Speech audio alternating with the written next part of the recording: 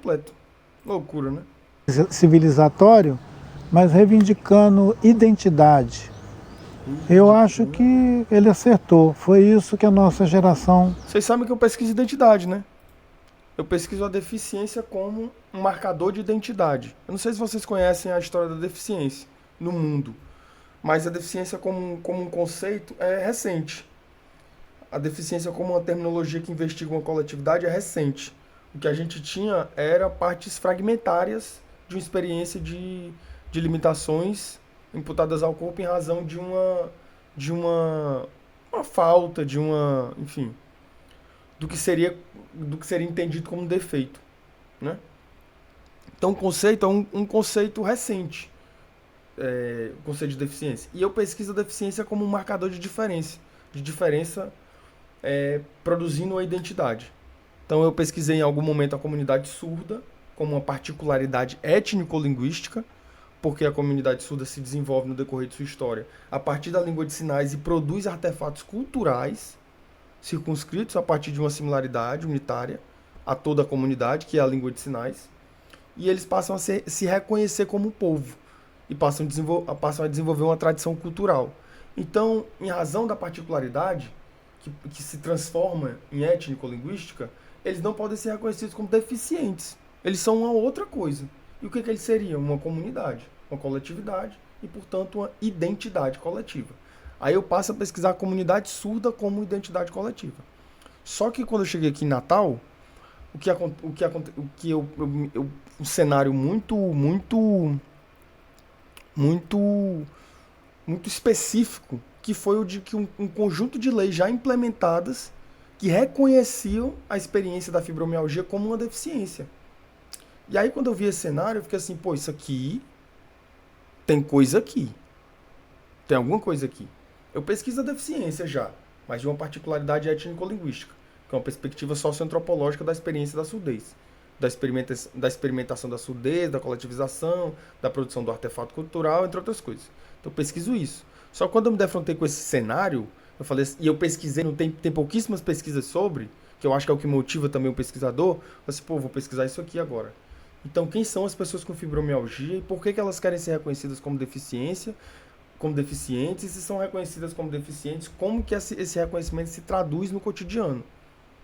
Porque você considera que a deficiência é uma relação. A perspectiva socioantropológica da deficiência considera a deficiência como uma relação. A perspectiva clínica não, considera a deficiência como uma impossibilidade do corpo de existir em determinado local.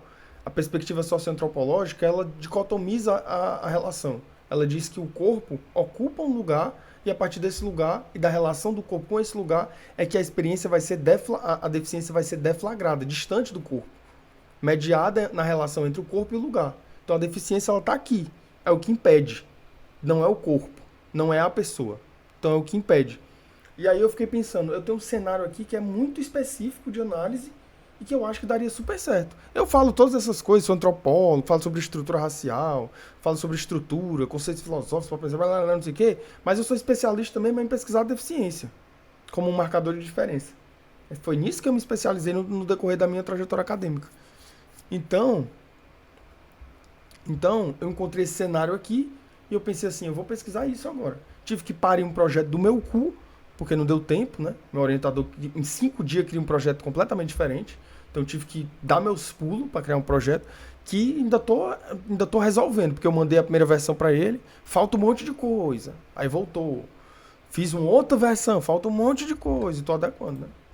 Começou Mas de maneira geral que eu pesquisei a identidade, né? e que eu acho que foi se expandindo. Olha, como a estatística depende de um reconhecimento pelo Estado, apesar de ter autodeclaração, um coletivo que tem memória de si, ele pode se autodeclarar, dizer, nós estamos aqui, somos o povo tal, e não ter o reconhecimento do Estado, então ele não vai constar na lista. Mas a lista diz que tem 206 etnias, povos, dentro da política pública do Estado brasileiro, reconhecido pela FUNAI e tudo. Eu não domino muito bem o conceito de Estado-nação, mas eu acredito que a proposta do Estado-nação é dar reconhecimento da multiplicidade étnica, né? Eu não tenho certeza. Assim, você pensava um Estado como soberano, em algum momento você passou a pensar um Estado-nação, reconhecendo uma multiplicidade étnica dentro do mesmo território, ocupando o mesmo território. Eu teria que ter certeza porque eu não conheço, assim, eu não tenho domínio de fato da noção do Estado-nação. Mas é uma proposta recente, inclusive, né? Recente, assim, em termos historiográficos, né? Claro. É uma proposta recente. Eu acho que considera a multiplicidade étnica. Agora, a forma como considera essa multiplicidade, a gente não sabe, porque eu não sei se considera talvez no pensar o formato, mas talvez não considere no reconhecer a partir do conjunto legal, né? Tipo assim, a gente vai destinar um território a esse povo, a gente vai reconhecer a história, a gente vai buscar em que momento ele passou a ocupar esse território, a gente vai entender a forma como é esse povo, se é um povo transitório ou não, se ocupa esse lugar ou não, se vivem em vários lugares diferentes, tá? Eu não sei se é assim, né? Quer dizer, eu sei que não é assim, né? E que pode existir entre 20 e 30 constelação de gente vivendo dentro da floresta, que são os povos que vivem em situação de isolamento. Eles voluntariamente querem ficar É isolados. o que eu acho que acontece com E os foi uma luta Yanomami, eu muito acho, grande né? que nós Eu acho que isso aqui acontece com os Yanomami, né? fizemos na década Amaro Lucas, meu querido, boa noite, tá? de 90, Amanhã tem final de vídeo. 80, 90, que a Aliança dos Povos da Floresta encabeçou essa luta para dizer que nós não queríamos que o Estado brasileiro fizesse o contato com comunidades indígenas que estivessem. É que assim, em algum momento a antropologia, eu sou formado em antropologia, sou bacharel em antropologia, né? Em algum momento, é nóis, Rafael, meu querido, em algum momento o que a antropologia sugere é que a experiência de contato é o que vai ser o campo de investigação da ciência. Em algum outro momento a antropologia diz assim, não, se existem povos que ainda não estabeleceram um contato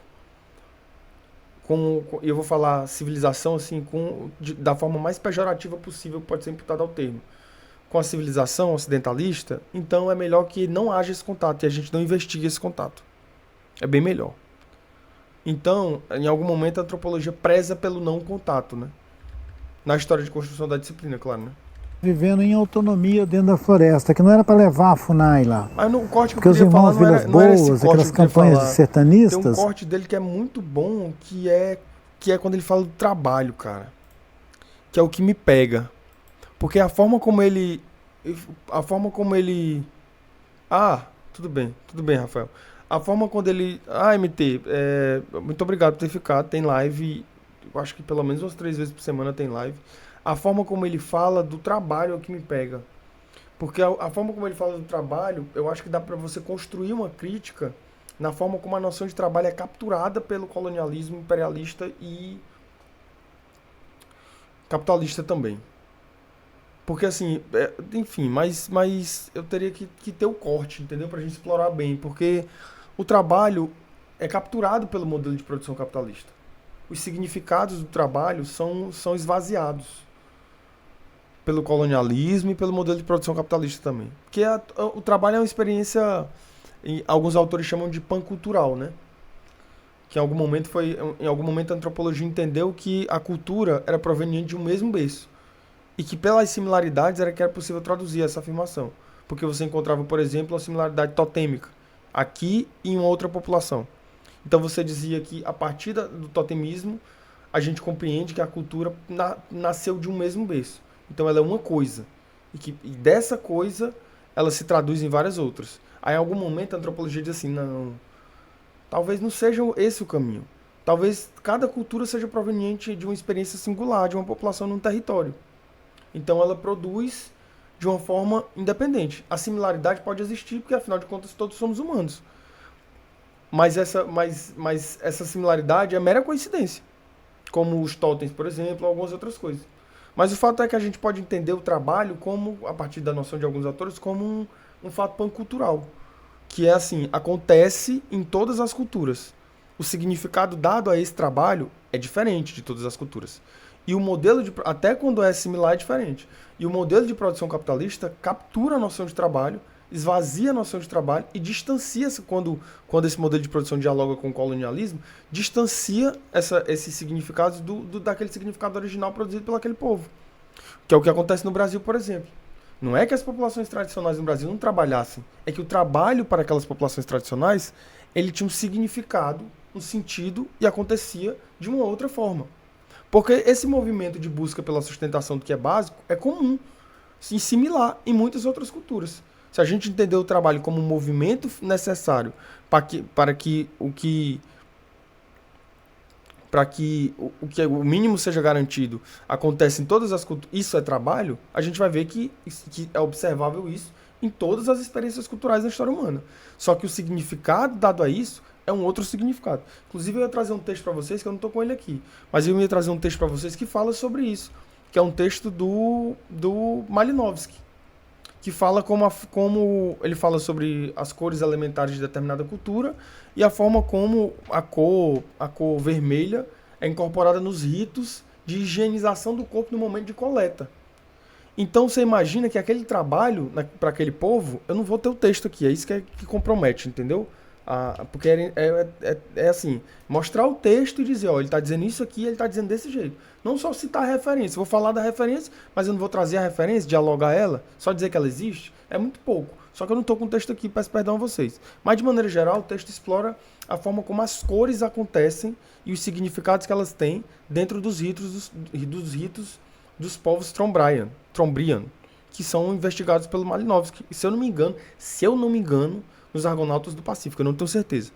E aí ele busca o vermelho como uma cor elementar para a construção dos ritos, e ele dialoga esse vermelho no momento em que é feito o rito, para que um agente daquele povo faça a coleta, o momento de coleta. Então você vê como o trabalho para aquele povo tem um significado diferente, mas que ele existe.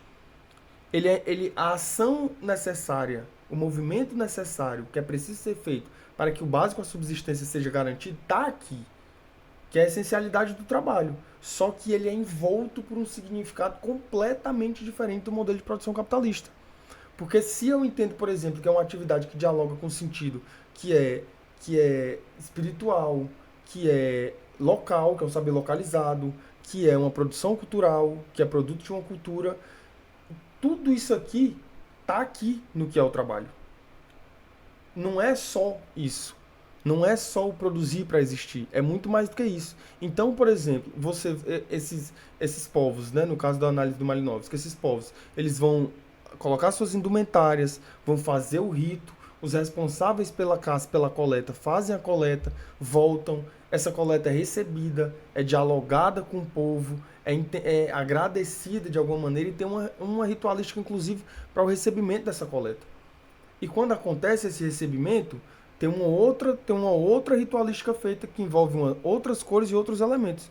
Então esse trabalho ganha um sentido completamente diferente. Esse sentido aqui de trabalho, e esses muitos sentidos, que a gente está falando no caso de muitos sentidos, né? Quando o modelo de produção capitalista dialoga com o colonialismo e a colonialidade, ele captura esse sentido, ele esvazia esse sentido, diz que esse sentido não é legítimo, esvazia esse sentido e sobrepõe a esse sentido um sentido unitário, que é o sentido de busca que essencializa o trabalho, que é aquele sentido que eu falei que no início tinha. Qual é a essencialidade? É o movimento necessário para que o básico seja garantido para a subsistência. Tudo que é envolto desse movimento necessário, que são os significados, que são culturais, que são endógenos, que podem ser panculturais, como alguns autores falam, né? Que, enfim, você vai encontrar similaridades em muitas culturas, mas ainda assim é envolto de um significado. Que o modelo de produção capitalista e colonial faz? Esvazia esse significado. Retira, deixa só a essencialidade do que é o trabalho. Um movimento necessário para que o mínimo seja garantido para a subsistência. Eu não vou saber qual que é precisamente a palestra do Krenak que ele fala isso. Eu não vou saber, mas eu tinha esse vídeo, eu já assisti esse vídeo. Eu não vou saber, eu não vou conseguir encontrar. Mas esse texto é um texto do Malinowski, se vocês quiserem procurar, falando sobre as Ilhas Trombriand. Eu não tenho certeza também se é os Argonautas do Pacífico, mas eu acho que é uma contribuição antropológica para pensar a forma como o trabalho é destituído de sentido quando o colonialismo é dialogado com o modelo de produção capitalista e acontece uma série de epistemicídios e, entre outros, etnocídios que impossibilitam a gente de buscar esses significados produzidos por essas comunidades, em momentos históricos, inclusive no presente também, porque há muitos trabalhos que eles se ressignificam no presente, como um produto de uma determinada cultura ou um local. Então tem aquele povo que no momento da colheita faz uma festa para a colheita, sabe? Entre algumas outras coisas, mas enfim, eu teria que encontrar esse corte, que no caso eu não encontrei. Mas eu acho que a live está se estendendo muito, né? A gente já está com 2 horas de live, né? Então eu queria agradecer a vocês que ficaram na live até o final. Os cortes dessa live vão sair amanhã e vão sair no decorrer da semana. E para quem é membro do canal, a live vai ficar salva. Eu acho que é importante a gente reiterar, porque assim, é muito complicado algumas pessoas se tornaram, quem acompanha as lives sabe disso, né? Algumas pessoas se tornaram membros do canal e eu nem sabia que tinha isso, porque eu tô começando a fazer live no YouTube agora, então eu não sabia que tinha isso. E essas pessoas entraram no canal e aí assim, elas são membros e eu tenho que entregar alguma coisa pra elas. O que eu pensei? Porque eu ainda não formulei direito, não tenho um conteúdo pra entregar direito. O que eu pensei? Não, eu vou deixar a live disponível pra eles assistirem a hora que eles quiserem, porque afinal de contas, né, eles estão pagando um tanto, né? Eu acho que é R$ 5, se eu não me engano, uma coisa assim. Então, quem for membro do canal vai ter acesso à live completa e os cortes eu vou soltando no decorrer da semana. E muito, muito obrigado a vocês que ficaram aqui na live, a todos, né? E é provável que a gente só tenha live agora na próxima quarta-feira, que eu vou viajar pra Fortaleza, enfim. Então, muito obrigado a vocês que ficaram. A gente conseguiu fazer uma live bacana, né, cara?